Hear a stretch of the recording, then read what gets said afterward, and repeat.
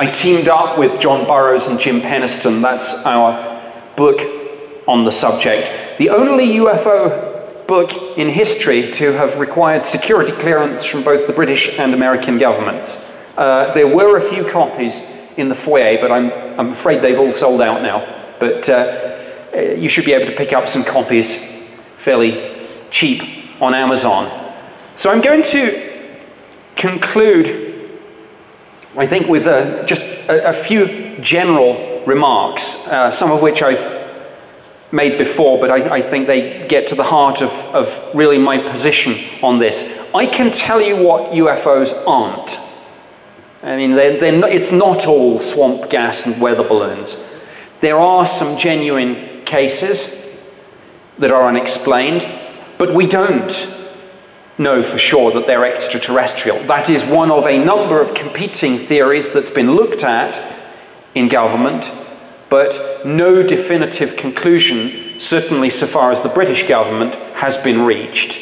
We can't rule it out, but we don't have any smoking gun. Yes, we are interested in the UFO phenomenon.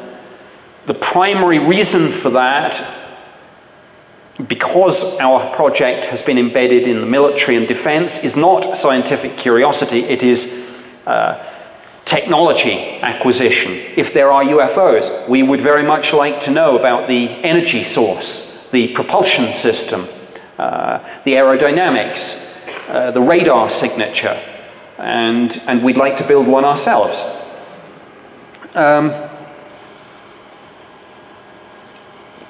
Why is any of this important?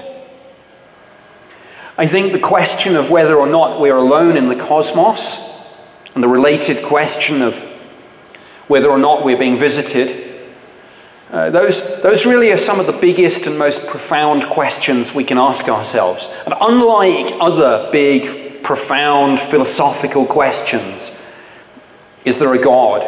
Does consciousness survive death of the body? Those sorts of things. They are probably unknowable. But the question of whether or not there's life elsewhere in the universe, and maybe whether we're being visited, those, it seems to me, are big and profound questions that we are capable of asking. Some of the answers might be in government archives. Some of the answers might be within our reach, tantalizingly close, through science, through astronomy.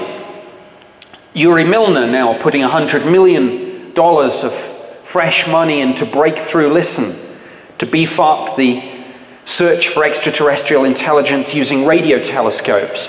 The story just in the last week about a possible alien megastructure.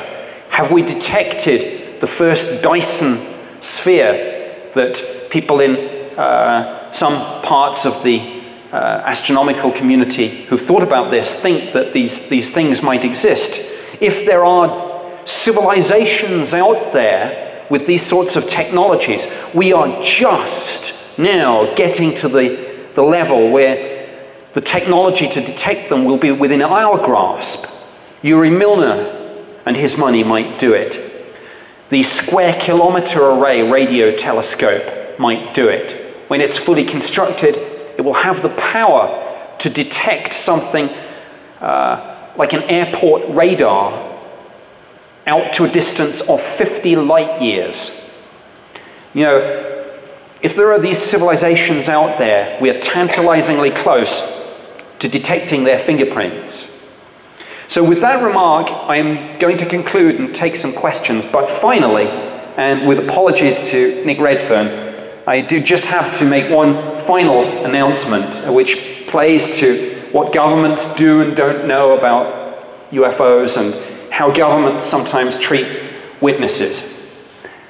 Sorry to say, men in black don't exist. Thank you very much.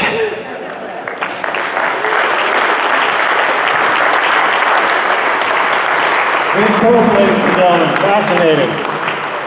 Okay, we'll take a few questions now, and then we're going to get all of our